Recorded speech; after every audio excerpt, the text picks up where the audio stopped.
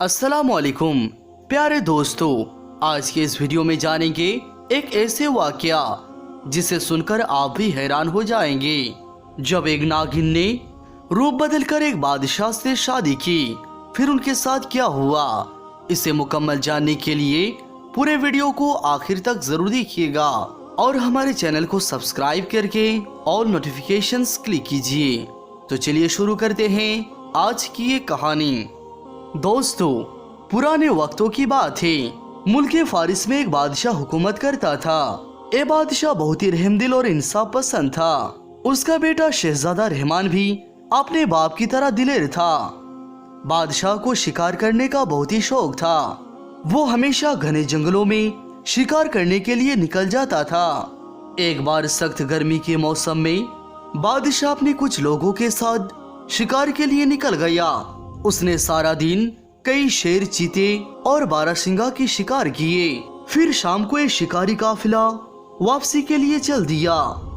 अभी वो थोड़े दूर चले ही थे कि इतने में बादशाह की नजर एक खूबसूरत हिरन पर पड़ी। बादशाह ने फौरन एक तीर चलाया और हिरन की तरफ छोड़ दिया, मगर वो हिरन चौकड़ियां मारते हुए वहां से भाग गया। जब निशाना चूक गया तो ये देखकर बादशाह को बहुत ही गुस्सा आया और उसने अपने घोड़े को एड़ लगा दी और उस हिरन के पीछे पीछे चल दिया। बादशाह ने इस दौरान उस हिरन पर कई तीर छोड़ी, मगर एक भी तीर उस हिरन पर नहीं लग पाया और ऐसे करते करते वो हिरन झाड़ियों में छुप गया। अब रात का अंधेरा उस घने जंगल में उतरने लगा था, इसीलिए बादशाह ने वापस जाना ही मुनासिब समझा और अपने घोड़े को वापस घुमा लिया। अभी वो अपने घोड़े को एड़ लगाने ही वाला था कि इतने में खामोशी को चीरती हुई किसी की रोने की आवाज आने लगी। ये सुनकर बादशाह हैरान रह गया, क्योंकि ये रोने की आवाज किसी औरत की थी। बादशाह ने सोचा, इस वीरान जंगल में ये औरत कहां से आ गई। पहले तो उसने सोचा कहीं ये कोई आफत या बला तो नहीं है, लेकिन बाद में उसके मन में एक ख्याल आया, क्या मुमकिन है कि कोई मजलूम औरत हो जो यहाँ पर फंस गई हो। यही सोचकर बादशाह अपने घोड़े से उतरा। वो आवाज करीब से ही आ रही थी। बादशाह उस आवाज की तरफ चलने लगा। थोड़ी दूर जाने के बाद बादशाह ने देखा कि घने दरख्तों के बीच में एक बहुत ही पुराना कुआं था, जिसके ऊपर बैठकर एक बहुत ही खूबसूरत औरत रो रही थी। उसका रंग दूध जैसा सफेद और उसका बाल सुनहरे थे जो दूर से ही चमक रही थी। उसने अपने जिस्म पर फटे पुराने कपड़े पहन रखे थे और उसके बाल सुनहरे थे। बादशाह उसके पास पहुंचा और नरम लहजे में पूछने लगा, ए खातून, तुम कौन हो और इस वीरान जंगल में बैठकर क्यों रो रही हो। मैं इस मुल्क का बादशाह हूँ, बताओ किसने तुम पर जुल्म किया है, तुमको इंसाफ मिलेगा। औरत ने रोते हुए कहा, ए बादशाह, मेरा नाम नगीना है, मैं पड़ोसी मुल्क की रहने वाली हूँ। मेरा बाप मर गया है और मेरे चाचाओं ने हमारे सारे जायदाद पर कब्जा जमा लिया है और मुझे इस घने जंगल में दरिंदे जानवरों की लुकमा बनाने के लिए फेंक कर गया है। एक कहकर वो औरत जोर जोर से रोने लगी। बादशाह को उस पर रहम आ गया। बादशाह ने उसको अपने मलिका बनाने का फैसला कर लिया, क्योंकि उसकी जो पहली मलिका थी वो कई दिनों पहले इंतकाल कर गई थी। बादशाह ने नगीना को अपने घोड़े में बैठाया और उसको लेकर महल में आ गया और फिर अगले दिन बादशाह उसके साथ शादी कर ली और इस तरह से वो मलिकाए नगीना बन गई। चारों तरफ खुशियां मनाई जाने लगी। ये देखकर शहजादा रहमान भी बहुत खुश हुआ। दोस्तों, उसके बाद वक्त गुजरता चला गया। नए मलिका आने की कुछ ही दिनों के बाद बादशाह की तबीयत खराब रहने लगी। वो दिनों दिन कमजोर होने लगा। ये देखकर शहजादा रहमान बहुत परेशान हुआ और उसने मुल्क के बड़े बड़े हकीमों और तबीबों से बादशाह का इलाज करवाया, मगर बादशाह को कुछ भी फायदा न हुआ। यहाँ तक कि बादशाह सख्त बीमार रहने लगा और उसने चारपाई पकड़ ली। उसने खाना पीना भी छोड़ दिया था। उसके बाद दूर दूर से हकीमों को बुलवाया गया, मगर बादशाह की बीमारी का इलाज तो दूर, हकीमों को ये भी पता नहीं चल पाया कि आखिर बादशाह को मर्ज क्या है। बादशाह का रंग सियाह पड़ चुका था, आंखों के नीचे काले निशान पड़ चुके थे उसके बाद शहजादा रहमान ने फैसला किया कि वो मुल्क के सबसे बड़े नजूमी के पास जाएगा और उससे पता करेगा कि आखिर बादशाह को मर्ज क्या है। उसके बाद शहजादा एक बहुत बड़े नजूमी के पास पहुंचा। नजूमी शहर से बाहर एक पहाड़ी पर रहता था। शहजादे ने नजूमी को सारी बातें बताई और नजूमी को मर्ज के बारे में पूछने लगा। उस नजूमी ने फिर अपना हिसाब लगाया और कहने लगा, ए शहजादा, बादशाह की बीमारी का वजह ए मलका है। तो ये सुनकर शहजादा चौंक गया और पूछने लगा, वो कैसे? तो नजूमी ने कहा, मेरा हिसाब ये बता रहा है कि वो मलका एक इंसान नहीं है, बल्कि वो इंसान की शक्ल में एक बहुत ही खतरनाक और जहरीली नागिन है। जब कोई सांप 500 साल की उम्र में पहुंच जाता है और उन 500 सालों में उस सांप पर अगर किसी इंसान का नजर ना पड़ती है तो उस सांप को एक खास ताकत हासिल हो जाती है कि वो जब चाहे किसी इंसान या किसी जानवर का रूप धारण कर सकता है। मलका भी एक ऐसे ही नागिन है जिसको रूप बदलने की एक खास ताकत मिल चुकी है। अब वो इंसानी शक्ल में बादशाह के जिस्म में थोड़ा थोड़ा जहर पहुंचा रही है। ऐ सुनकर शहजादे ने कहा, मगर नजूमी बाबा, एक बात समझ में नहीं आ रही है कि उस नागिन को बादशाह सलामत के साथ क्या दुश्मनी है, वो उनको क्यों मारना चाहती है। उसके बाद नजूमी ने अपना फिर से हिसाब लगाया और कहने लगा, शहजादा, आज से 10 साल पहले बादशाह ने जंगल में एक नाग को मार दिया था और वो काला नाग इस नागिन का भाई था। बस उसी का ये नागिन बदला ले रही है। अगर वो नागिन चाहे तो इस बादशाह को एक डंक में ही खत्म कर सकती है, मगर ये थोड़ा थोड़ा जहर बादशाह के जिस्म में डालकर उसको तड़पा तड़पा कर मारना चाहती है। शहजादे ने जब ये सुना तो वो गुस्से से लाल हो गया और मियान से तलवार निकाली और वो लहराने लगा और कहने लगा, मैं अभी जाकर उस कमबख्त नागिन के टुकड़े टुकड़े कर देता हूँ। तो ये सुनकर नजूमी बाबा ने कहा, नहीं शहजादे, उसको मारना इतना आसान नहीं है, वो बड़ी चालाक नागिन है। अगर तुम्हारा वार खाली निकल गया तो फिर तुम उसके वार से नहीं बच सकोगे। शहजादे ने कहा, तो नजूमी बाबा, अब मुझे फिर क्या करना चाहिए? नजूमी ने कहा, शहजादे, आप नागिन को सिर्फ उसी वक्त मार सकते हो जब वो नागिन के रूप में हो और आपका तीर सीधा उसके फन में लगना चाहिए, तभी वो मर सकती है। मगर याद रखे, अगर निशाना चूक गया तो फिर तुम उसके गुस्से से नहीं बच सकोगे, वो तुमको वहीं पर खत्म कर देगी। तो ये सुनकर शहजादे ने कहा, तो फिर मैं उस नागिन को इंसान से नागिन बनने में कैसे मजबूर कर सकता हूँ? तो ये सुनकर उस नजूमी ने कहा, शहजादे, इसका हल भी मेरे पास मौजूद है। मैं आपको एक खास दवाई की पुड़िया देता हूँ। आज रात खाना खाते वक्त होशियारी से इस दवा को पानी में मिलाकर मलिका को पिला देना और बादशाह की ख्वाबगाह में मौजूद पानी की सुराही को खाली कर देना। फिर ख्वाबगाह के दरवाजे पर ताला लगा देना। इस दवाई के असर से आधी रात के वक्त मलिका को जोर से प्यास लगेगी और फिर उसके बाद में जो होगा वो आप अपने आंखों से देख लेना।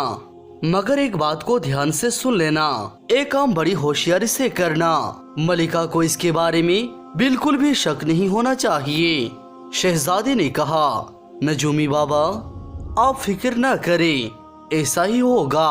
और फिर शहजादा दवाई लेकर अपने महल में आ गया। दोस्तों, उसके बाद रात का वक्त हुआ। शहजादे ने बड़ी होशियारी से वो दवाई मलिका की पानी में डाल दी। मलिका को कुछ मालूम नहीं चल सका और वो उस पानी को पी गई। उसके बाद शहजादा सीधा ख्वाबगाह में पहुंचा और जाकर सारा सुराही का पानी बहा दिया। इस काम को करने के बाद शहजादा ख्वाबगाह के सामने वाले कमरे में जाकर छुप गया। कुछ ही देर के बाद मलिका ख्वाबगाह में पहुंच गई। शहजादे ने फौरन ख्वाबगाह के बाहर एक ताला लगा दिया और खुद एक तीर और कमान लेकर एक रोशनदान में बैठ गया।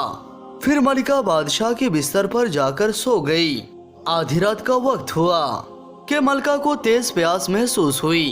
वो अपने बिस्तर से उठी और सीधा पानी की सुराही के पास पहुंच गई।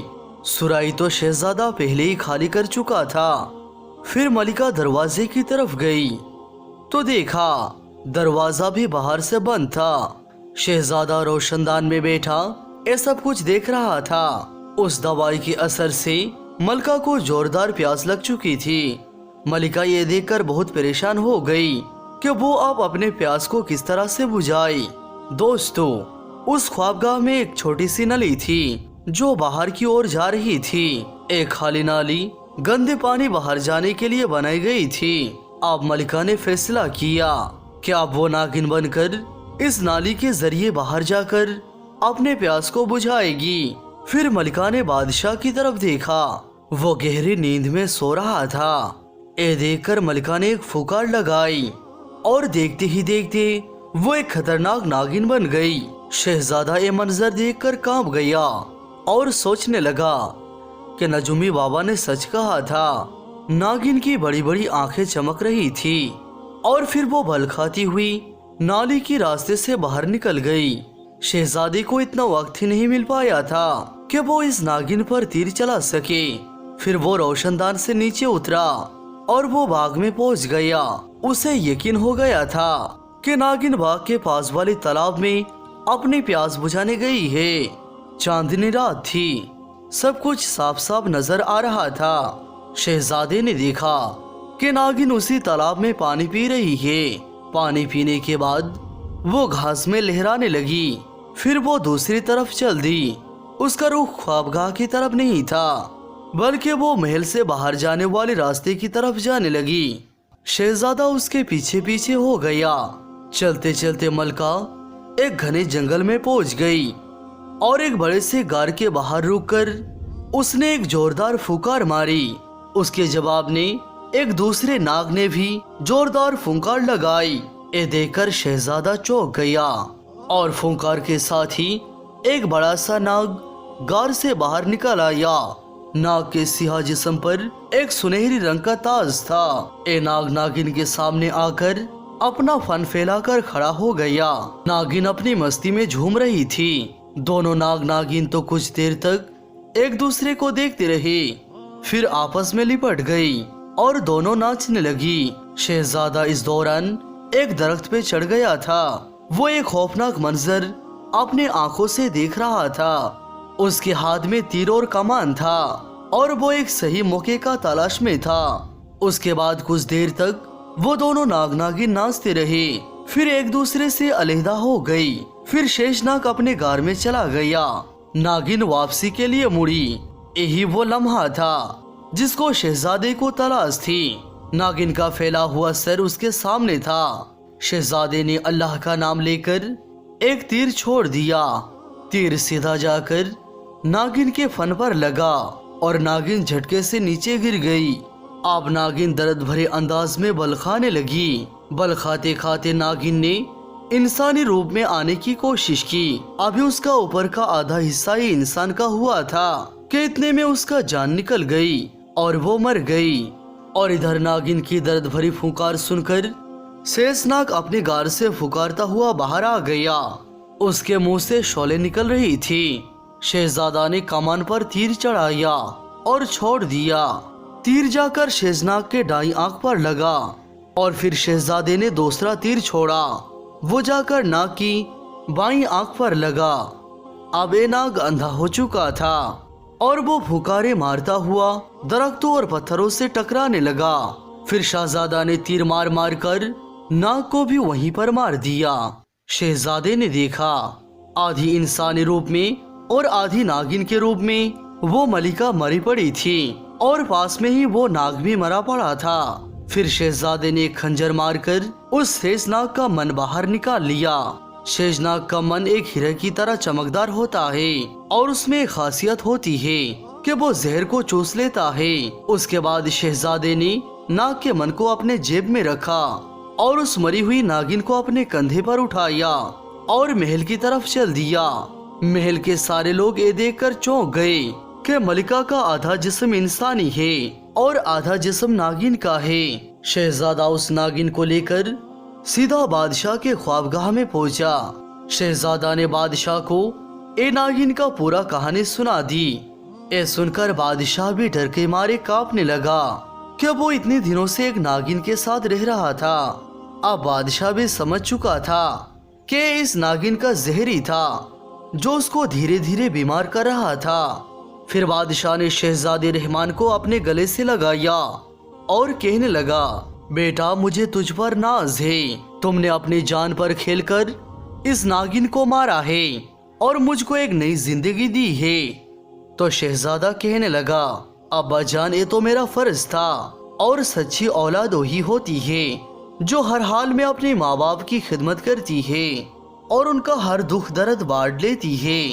इतना कहने के बाद शहजादे ने नाग के मन को जेब से बाहर निकाला और बादशाह के मुंह से लगा दिया। उस मन ने फौरन ही बादशाह के जिस्म से उस नागिन का जहर को चूस लिया और देखते ही देखते वो बादशाह सेहतमंद और तंदुरुस्त हो गया। ये देखकर बादशाह बहुत खुश हुआ और उसने अपने सारे तख्तो-ताज बेटे रहमान के हवाले कर दिया और खुद जिक्र इलाही में मशगूल रहने लगा।